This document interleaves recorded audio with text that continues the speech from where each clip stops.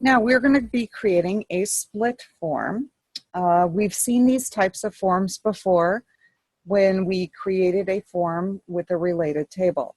And it put the one table on top and then it had the data sheet below with the related table's information. We're going to purposefully create a split form now. Before we weren't trying to create one, we were just selecting the form button. And we're going to be using the supplier table. We'll go into create. And if you click on more forms, you will see that there is a split form option. And that is what we are going to choose. So what is the difference between doing the split form and what we had before? Well, what we had before was the data from two different tables. And what we're seeing now is one table displayed two ways. So you'll notice that we're on record one supplier, Franny's Fish Market, and that is what we see down here in the data sheet section. You will also notice that we only have one control. We do not have two controls because we are looking at one table. We are not looking at two different related tables. Okay, so that is the primary difference. Okay, and if we kind of take a look, all this does is it puts different records in focus, basically. Now, we are going to customize this just a little bit, and we're going to be applying a theme. And they would like integral, which happens to be this one. So we're going to go ahead and pick that. And they would also like a logo instead of this generic form. So we're going to delete the generic form out. And then we are going to insert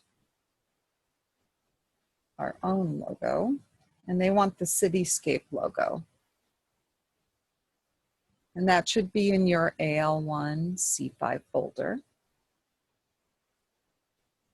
And again, they are going to have us adjust the title. So let's go ahead. And it's Skyline Suppliers Input Form. And they would like us to resize this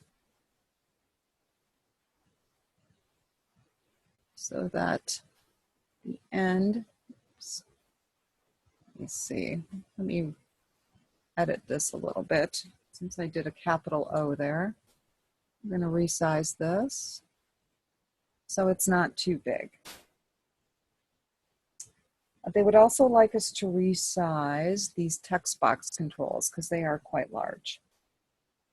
They want us to look at the setting that's going to display as we drag, and what we want is line 1, character 25. So we're making it quite a bit smaller.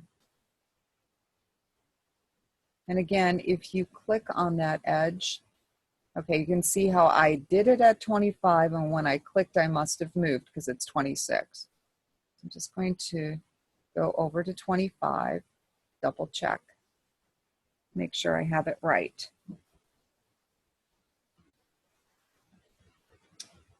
And then what they want us to do is the one that has Cape Coral.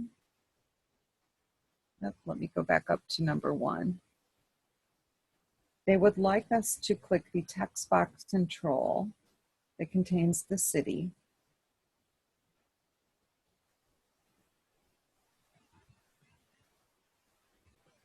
And they want us to adjust that one. Well, what they wanted us to do for city is the same thing that we already did for all of them. So they want the lines at 1 and 25. So we're all good there. What we're going to do is actually insert a new record using our form. So let's go over here to form view. And we're going to click on the new record button. And you can actually, with this type of form, you can insert records in the form or in the data sheet portion.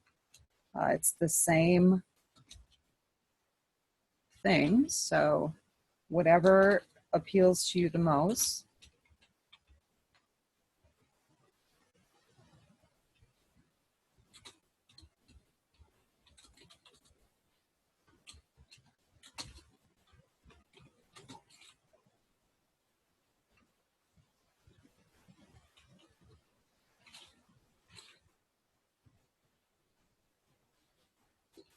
And you can see there is an input mask on that telephone, which is so nice because then we don't have to put all the punctuation in. And I'm going to press tab just so that it takes that record. And you'll notice that it is displayed down here. And at this point, they do want us to save. So suppliers is fine for the name. And we don't need to really worry about printing this. They do want you to know how to print the form portion only. So if we go to File and Print,